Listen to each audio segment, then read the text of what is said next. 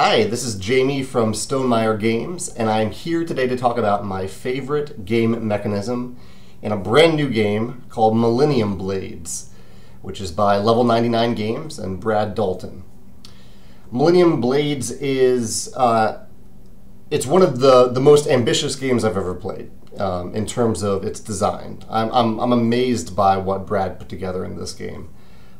It's basically a collectible, it's not a collectible card game. It simulates the experience of being immersed in the world of collectible card games, which you may or may not be interested in. I sometimes immerse myself in that world, little bits at a time, but I think my response to the game would be the same whether or not I knew anything about that world. There's a lot going on in the game. But it's kind of, at its heart, it's a fairly simple game. There are two phases. There's a phase where you're trading and kind of building this deck that you're going to bring to a tournament, and then you play in the tournament. And the tournament rules are very simple again. Like, you don't have to know a ton of complicated rules to figure out how to play in the tournament. It's fairly simple to play the cards. But what I wanted to talk about today was my favorite game mechanism, obviously, in this game. And it's actually a combination of 4 mechanisms that solve a problem that I think Brad probably identified during the design, which is there is a lot of information in this game. Not in terms of the rules, but in terms of the cards.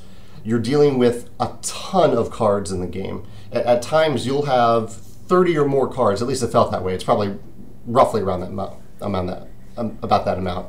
You'll have a ton of cards to deal with, and you're trying to figure out which cards to put in your deck for the tournament, which cards to set aside to save for later, which cards to sell, which cards to trade, which cards to trash, which cards to put into your collection. There's a tons of different things that you can do with the cards, and on every card there's text that tells you what the card does, and then there are a bunch of symbols that tell you like what set it's in, how much it's worth. It has like a subtype and then a different type of subtype, tons of information, which could be a big problem, right? Because you've got all these cards, all these things on the cards, but there are 4 very clever things the game does to mitigate all that information. The first is, and I've kind of mentioned some of these, but I'll explain what they do. The first is the idea of collections. In the game, you're trying to collect sets of cards that share one of the 2 subtypes, and they don't have the same value. There's like a star value on the top. So you're trying to collect these sets. And so the reason this is really helpful in the game is that when you have all this information, sometimes you just like look at your hand and see, okay, I've got 4 cards that share the same subtype.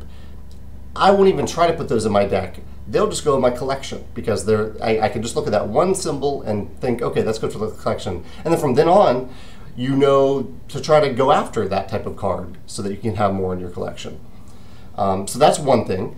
The next part is there are things called deck boxes. So whenever you enter a tournament, you can bring a deck box. It's a single card, usually, and it usually gives you an ability that says something like you get... at the end of the tournament, you get 8 points for every card that has a specific subtype on it.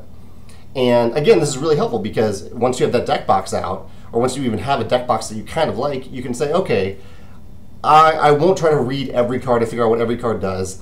I will just go after that subtype and maybe get a bunch of cards in that subtype and then whittle them down to the 6 cards that you're allowed to bring to the tournament. The third thing, which I think is really clever, is that you can trash a bunch of cards from your hand. Because I said like you're going to end up with like 30 cards in your hand. You don't need that many. You can trash up to, it's either like 5, 7, or 9 to get a single special card. I think they're called promos. So I could just take 5 cards from my hand that maybe they don't fit into the collection. They aren't fitting into what my deck box is telling me to do for my deck. I can just trash them. I can get rid of them, and I can pick up a single very valuable promo, which may be good, it may not be good. You don't see the promo before you grab it, but at least then you've moved out, you've gotten rid of some of that information so you can focus on something specific. The last thing that the game does that I really enjoyed is that in the first phase of the game, there are 3 of these such phases throughout the entire game. There's a a deck building phase, the trading phase where you're building this deck, and there's a time limit to it.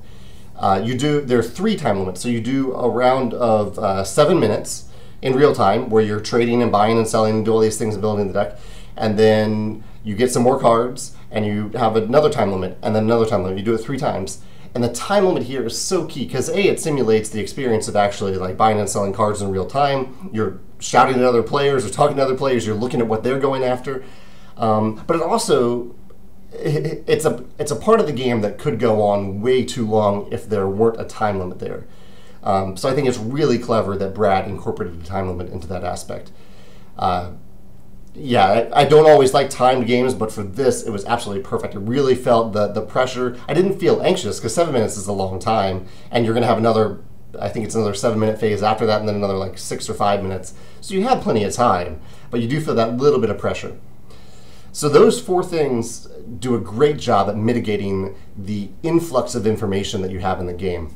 I'm curious if you have any examples of games that present a ton of information to you and what they do to mitigate that information and help you focus on certain things instead of trying to figure out everything. Thanks.